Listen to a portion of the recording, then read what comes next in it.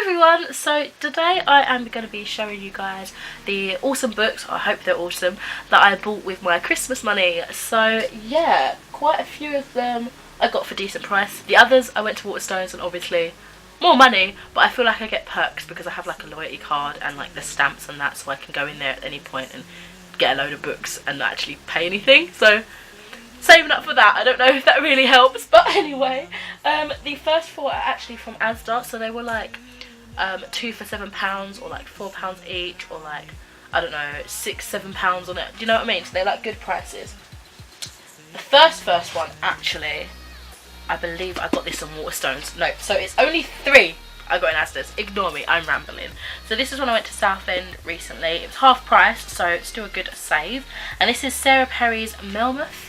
I don't know if it's Melmoth or Melmoth.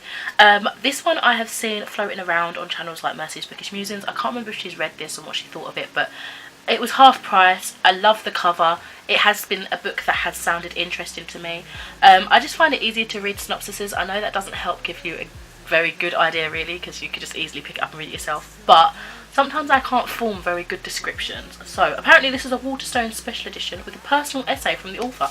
Didn't notice that, I will be honest. The naked cover is very pretty. So this says, 20 years ago, Helen Franklin did something she cannot forgive herself for, and she has spent every day since barricading herself against its memory. But the sheltered life she has crafted for herself is about to change. A strange manuscript has come into her possession, and its contents have the power to unravel every strand of her fragile safety net. It is filled with testimonies from the darkest chapters of human history, which all record sightings of a tall, silent woman in black, with unblinking eyes and bleeding feet. Melmoth, the loneliest being in the world. Condemned to walk the earth forever, she tries to beguile the guilty and lure them away for a lifetime wandering alongside her. Everyone that Melmoth seeks out must make a choice, to live with what they've done or be led into the darkness. Despite her skepticism, Helen can't stop reading or shake the feeling that someone or something is watching her. As her past finally catches up with her, she too must choose which path to take. Exquisitely ripping and gripping until the very last page. This just sounds so dark. It sounds like gothic literature to me. Like, I don't know what year period sort of thing this will be set in, but it has those vibes, and even the font and the front cover just makes me think of like gothic fiction, horror. So yeah, I hope I enjoy this one. Then I picked up Stephen King's Elevation, which I believe is his newest release. I've seen a few reviews for this, and one person said it, you know, the die-hard Stephen King fans probably wouldn't like this because apparently it's completely different to what he usually writes. It's not really horror. She said it's quite uplifting, and I feel like I'm quite lucky in the sense that I've only read like one? Is it 1 or 2? I've only read one Stephen King book, and even that wasn't straight up horror, so I feel like I won't be as disappointed perhaps if I'm used to his, you know, classic horror work. Do you know what I'm saying?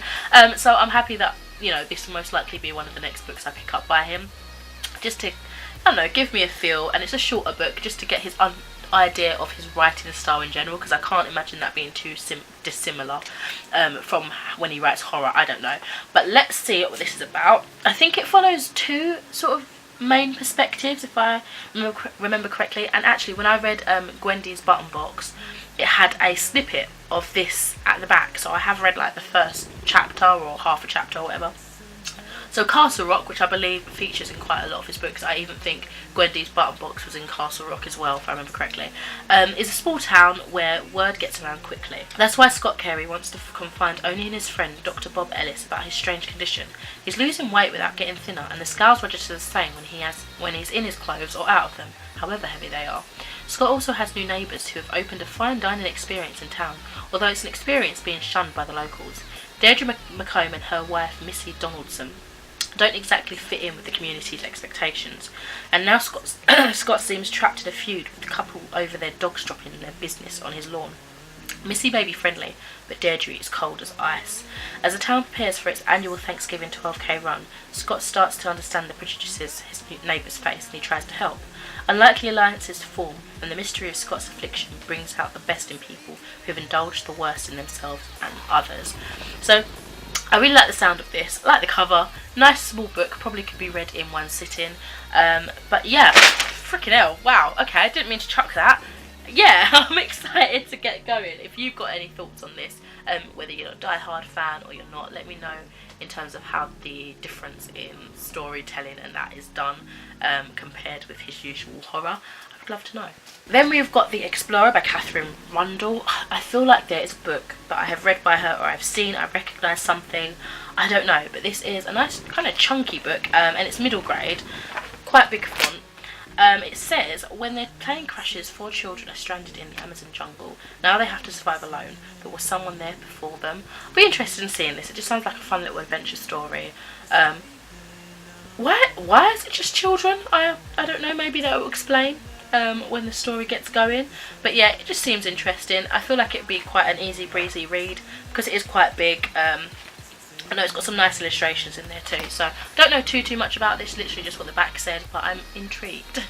Then this was a random one I hadn't heard of, I don't think I'd heard of, and this is Ruby Wax with a neuroscience and a monk, How to Be Human, the manual. So this says, we should be the happiest species alive, but most of us aren't. What's gone wrong? So it's non-fiction discussing how we are as a species, and obviously she's got some influence from neuroscientists and a monk. It says, by treating ourselves more like machines and less like humans, always chasing what's better, we've forgotten 4 billion years of evolution that makes us human. I wrote this book with little help from a monk who explains how the mind works and a neuroscientist who explains what makes us in the brain. We answer every question you've ever had about evolution, thoughts, emotions, the body, addictions, relationships, kids, the future, and compassion. How to Be Human is the only manual you need to help you upgrade your mind. Sounds really fascinating actually, and I like that she's got quite a few opinions from like different kinds of people. It's got a little writing, or not a blurb, but it's got a little writing by Stephen Fry saying, readable, inspirational and engaging, a marvellous book. So excited for that one as well. And then today was the day that I went to Lakeside and I was on the hunt for some books that I had on a little list. I didn't get all of them, but I'm happy with the ones I got, especially these 2 that I'm next going to show you. And this one is the last in the trilogy of the Winter Night trilogy, and this is The Winter of the Witch by Catherine Arden. So I recently read the second book, the sequel, which was The Girl in the Tower. Of course the first book is The Bear and the Nightingale. I will link my review to The Bear and the Nightingale for you, but I really hope I pick this up relatively soon because I'm so excited. I need to know what happens next. I want to know if I'll be satisfied by the closure. So basically, I feel like I've spoken about this series so much. Basically, we're in like a medieval fantasy Russia. It's like a folklore sort of whimsical story. It's set at a time where, you know, there's very strong opinions on how a girl or a female in general should be and how they should sort of conduct themselves. And our main character Vajja obviously doesn't fit that mould. One of the main themes that I remember from the first book, and that I feel like is quite a substantial plot development tool, is that in the very beginning, the father is kind of like a big deal in the town. I think he's like one of the higher up people, I can't remember what they would call him. And he remarries to a woman of Christian faith, I believe. And that sort of sends a ripple in how the people in the society now sort of go about their lives and their days and who they worship. And it's having a negative effect on Vajja personally. And it's just an amazing story, honestly. I always find it difficult to kind of explain without explaining overly. But yeah, please check out this series, this trilogy, if you're interested. Our covers are absolutely delicious. They're divine. I love them. Other one, which was, so that one came out like a couple of days ago as I'm filming this. This one came out at the end of December. Oh my god, I'm so fucking excited. Oh, I'm just looking at it. Oh, right. So this is The Fork, the Witch and the Worm, Tales from Allegatia by Christopher Paolini. Christopher Paolini. I never know if I'm pronouncing his last name right or not. But he is the creator of Eragon. This is the series, The Inheritance Cycle. I adored this series growing up. You may have heard of Eragon, the film. Shitty in comparison. You know, I can stick it on now and again and just watch, but sometimes I end up giggling because I'm like, that's so like inaccurately correct. It just, things feel wrong in that film, you know, very, yeah. But the books, oh my god, the books, oh, I can't even. Books are, oh my god, I feel like I need to reread the original series. The books are focusing on dragons, like this is the mythical beast, the mythical creatures within this storyline, focusing on dragons, as I said, and this young boy who stumbles upon this whole new world he didn't really realise he had the right to be in, sort of thing. It's an amazing series, honestly, and I really hope that this does the whole series justice. It's a series, I believe, of short stories within the world, which is Howdee-haie. I feel like it's been forever since he wrote a book, and I just can't wait to be back into this world. And I really hope it's the case where I just pick this up and everything comes flooding back to me. It might not, because the series can be quite complex, but I'm hoping it's the case. Oh god, I can't even read you the back of this because it really spoils everything. But yeah, I'm really looking forward to this. I'm not too sure how many stories there are. It's funny because it's set as part 1, part 2, part 3. So I don't know, is it actually like, who knows, I will find out. I'm excited. And then lastly, random here, but this is Saga Volume 5 by Brian K. Vaughan. I can't remember how to pronounce his name, and Fiona Staples. I actually was going to get Volume 4, but they didn't have it, and I thought, well, if I've got Volume 5, that will remind me to get the 4th volume, right? And there's a comic book store near me, and I'm pretty sure they will have it, so there's that.